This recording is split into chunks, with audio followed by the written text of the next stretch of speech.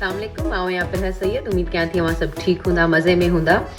हिकु तमामु बहितरीन फैमिली फेस्टिवल अवां जे पंहिंजे शहर यानी कराची में थियण वारो आहे ऐं फेरर हॉल में, जंहिंमें असां सभु वञूं था हुयूं बि।